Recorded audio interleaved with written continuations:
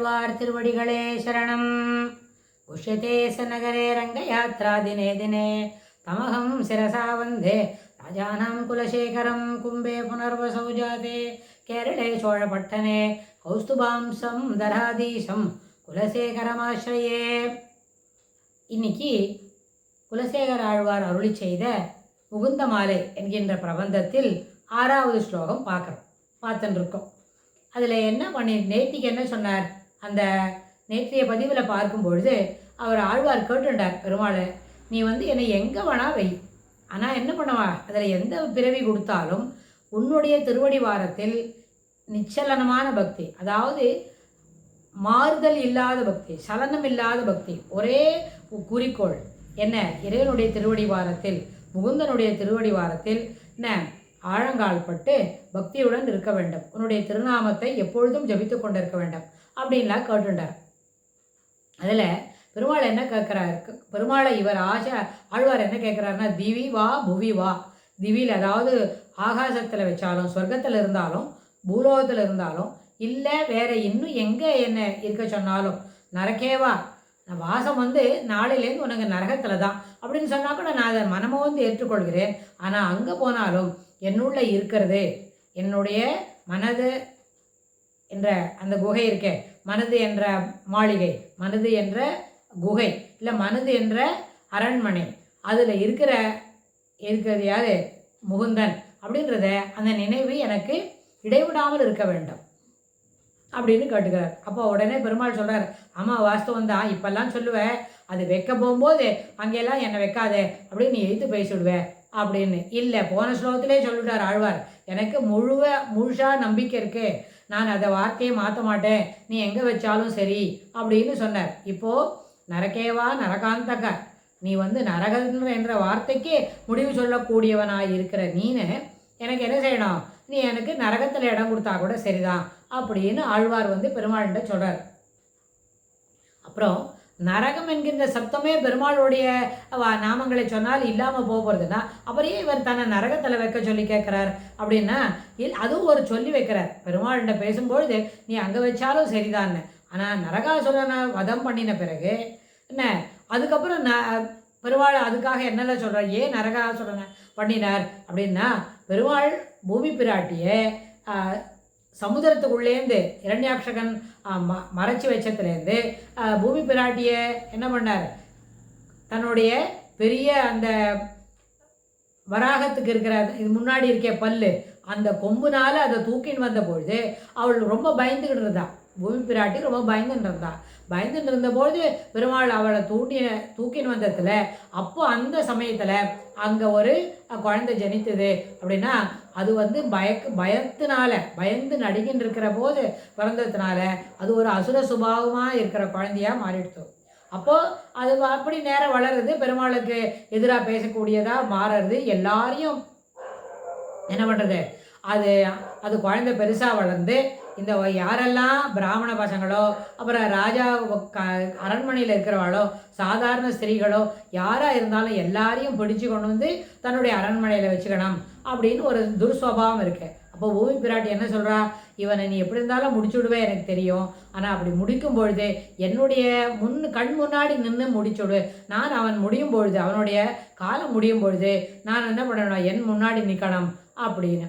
அப்படி கேட்டுட்டா பெருமாள் ஆகட்டம்னு தலையை அசைச்சு விட்டார். அப்புறம் இப்போ கிருஷ்ணாவதாரம் வரைக்கும் அது இழுத்துன்னு போகிறது.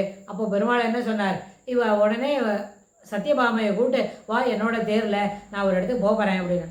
நீங்கள் சாதாரணமாக சண்டை போடுறதுக்கெல்லாம் என்னை கூட்டின்னு போக மாட்டாங்களே, இப்போ எதுக்கு என்னை கூப்பிட்றேங்க, பரவாயில்ல வா ஏறு தேரில் ஏறு அப்படின்னு. அப்போ தேரில் ஏறின பிறகு சத்யபாமா கிட்ட பெருமாள் சொல்கிறார், இதை மாதிரி நீ பூமி பிராட்டியோட அம்சம், இப்போ பூமி பிராட்டியோட குமாரன் திருக்குமாரன் என்கின்ற போர்வையில் அந்த நரகாசுரனை முடிக்கணும், அதுக்காக உன்னுடைய பிரசன்ஸ் போகணும்னு அவள் கேட்டுண்டா, அதனால் அவளுடைய என்ன பண்ணோம், அவளுடைய சார்பாக நீ இல்லை அங்கே நின்றுக்கோ அப்படின்னு சொல்லி சத்யபாமையை அழிச்சின்னு போகிற.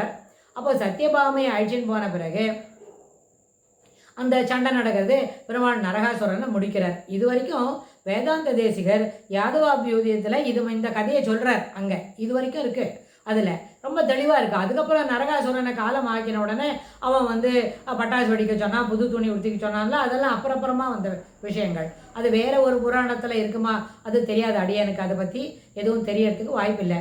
ஆனால் இது மாதிரி சொன்ன உடனே இந்த கதையை காட்டுகிறார். இதை வந்து இதனால தான் நரகேவா நரகாந்தகன், நரகாசுரனுக்கு முடிவாக நின்றவன் அப்படின்னு ஆழ்வார் இங்கே கிருஷ்ணரை வந்து முகுந்தனை என்ன பண்ணுறார், அப்படி ஒரு அட்ரஸ், அப்படி ஒரு விழித்து கூப்பிட்டு கேட்குறார், நீ எனக்கு எங்கே இருந்தாலும் எனக்கு பரவாயில்ல, எங்கே வச்சாலும் நான் தயாராக இருக்கேன் அப்படின்னு. அவதீரித்த சாரதார விந்தோ, இதெல்லாம் இப்படி இருக்கே. இதுக்கப்புறம் வந்து இதை கேட்டுக்கிறார். என்னன்னு கேட்டால், இந்த மாதிரி நரகாசுரனை முடிக்கிறதுக்கு போகணும், சத்யபாமையை கூட்டின்னு போகணும்னா அது அந்த விஷயத்தில் அந்த மாதிரி இருக்குச்சு.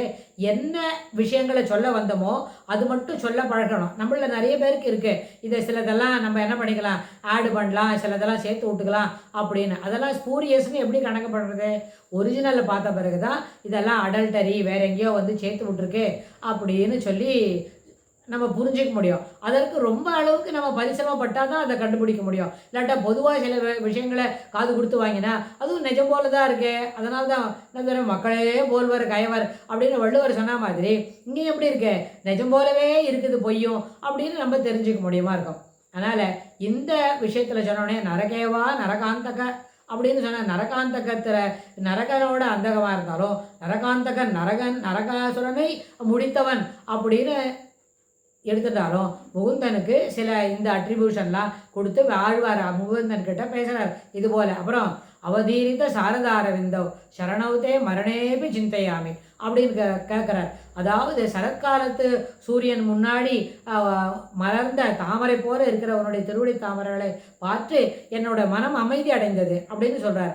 என்ன ஆழ்வார் திடீர்னு வர்ணனையெல்லாம் சொல்ல வரார் அப்படின்னு இல்லை. இப்போ அந்த 5-6 ஸ்லோகமாக இப்போ ஆழ்வார் என்ன பண்ணிருக்கார், அழுதுன்னு தான் இருக்கார். கண்டா நன்னா நிதானமாக என்ன பண்ணுறார், மனசு வந்து தனக்கு இறைவனுடைய திருநாமங்களை தொடர்ந்து ஜபித்து கொண்டு இருக்க வேண்டும், அவனுடைய திருவடி தாமரைகளில் இடைவிடாது எண்ண ஓட்டங்கள் அதை சுற்றியே வந்துருக்கணும் அப்படின்னு மனம் தழுதழுத்து அவர் கேட்டுருக்க சமயத்தில் இப்படி ஒரு சூரியனோட ஒளிபட்டு தாமரைப்பூ மலர்ந்தது அப்படின்னு சொல்கிறாரு அப்படின்னு கேட்டால், இது வந்து இந்த மேலே சொன்ன கவிதைக்கும் அடுத்த வரி கவிதைக்கும் ஒரு தொடர்புடையதில்லை.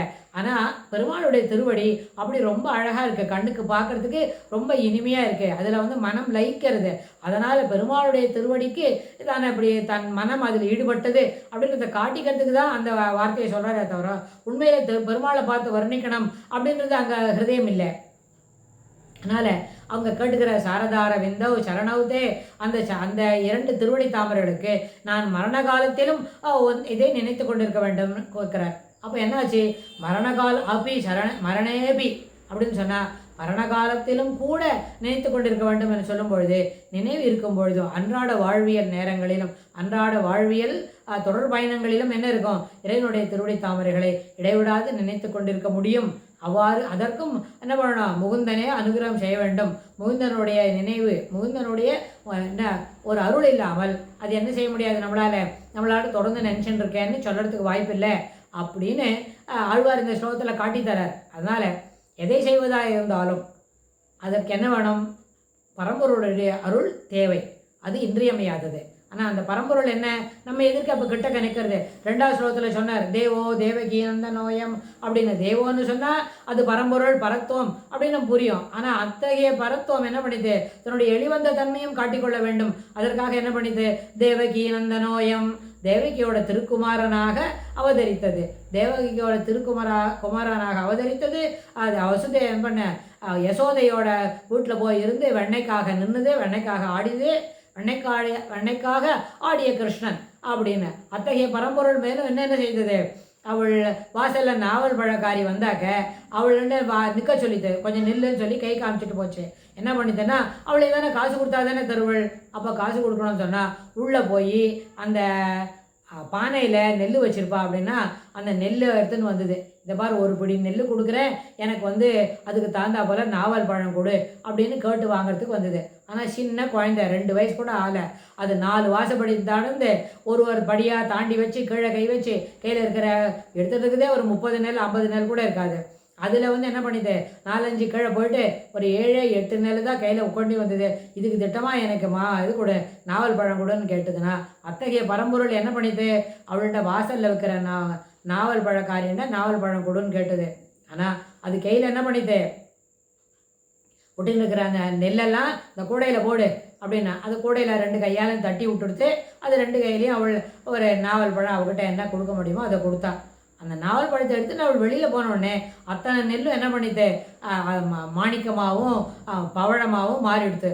அவளுக்கு தெரிஞ்சுது, இந்த அதாவது சிறு குழந்தை கையில் ஒட்டின்னு இருக்கிற நெல் என்ன பண்ணிது, பவழம் முத்து போல மாணிக்கமாக மாறிட்டு அப்படின்னு சொன்னால், அவள் பரம்பொருள் என்ன பண்ணிட்டு, ஒரு பெரிய பரம்பொருள் சாதாரண நாவல் பழக்காரிக்கிட்ட 4 நெல் கொடுத்துட்டு 2 பழம் வாங்கிட்டது அப்படின்னா, அதுபோல் அதெல்லாம் எளிமையான தன்மை.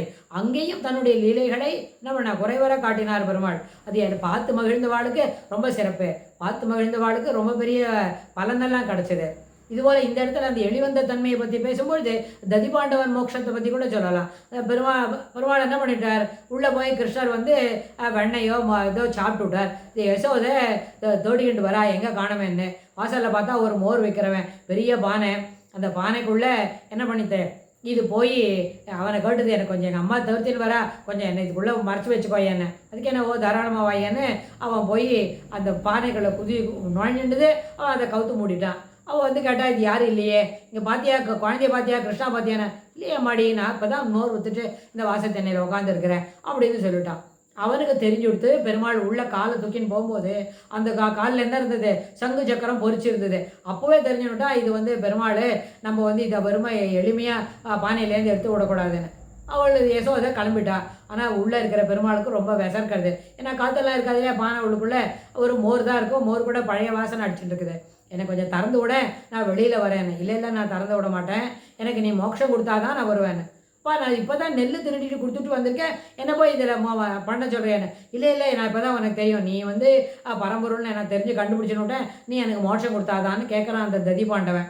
ஆனால் அந்த ததின்னு அந்த ததி பானை வச்சுட்டு இருக்கிற பானைக்காரன் அவன் உடனே சரி பெருமாள் இப்போ ரொம்ப விசர்க்கிறதுப்பா, மூச்செல்லாம் அடைக்கிறதுன்னு. அதை பற்றி இல்லைப்பா, நீ முதல்ல தரேன்னு ஒத்துக்கோப்பா, அப்புறம் நான் இது 1 நிமிஷத்தில் அரை செகண்டில் தூக்கி அவனை வெளியில் விட்டுறேன் அப்படின்னு. பெருமாள் தரேன்னு ஒத்துன பிறகு அவன் என்ன பண்ணான், குழந்தையை தூக்கி வெளியில் விட்டான். அது உடம்புல இருக்க தயிரெல்லாம் தொடச்சிக்கிட்டு வந்துடுத்து அவனுக்கு மோஷம் கொடுத்தாரு. அவன் போய் சேர்த்துட்டான். ஏன்னா இதெல்லாம் தேவகி நந்த நோயம் அப்படிதான். ஆனால் அது எளிவந்த தன்மையில் எங்கே இருக்க, தான் ஒரு பரம்பொருள்ன்றதை சிறப்பாக அங்கேயே அந்த வழியில் காட்டிக்கிறார். அதனால் இத்தகைய பரம்பொருள் எப்படி தன்னை எளிமையாக காட்டிக்கொண்டது, ஒரு பானைக்குள்ளே போய் நுழைஞ்சிடுது, நெல்லை கொண்டு வந்து கொடுத்து 4 பழம் வாங்கிது அப்படின்னு சொன்னால், இது அத்தனையும் இந்த எளிமையான செயல்கள் அனைத்துமே தான் ஒரு பரம்பொருள் என்பதை சிறிது நேரம் மறந்து, சிறிது நேரம் கூட ஒரு ஃப்ராக்ஷன் ஆஃப் செகண்ட் மறந்து தான் ஒரு சாதாரண சிறு குழந்தை அப்படின்றத காட்டிக்கிறதுக்கு எல்லா முயற்சியும் செய்தது அந்த சிறு குழந்தை. அது என்னது, அதுதான் ஸ்ரீகிருஷ்ணன் என்கிற பரமாத்மா அப்படின்னு.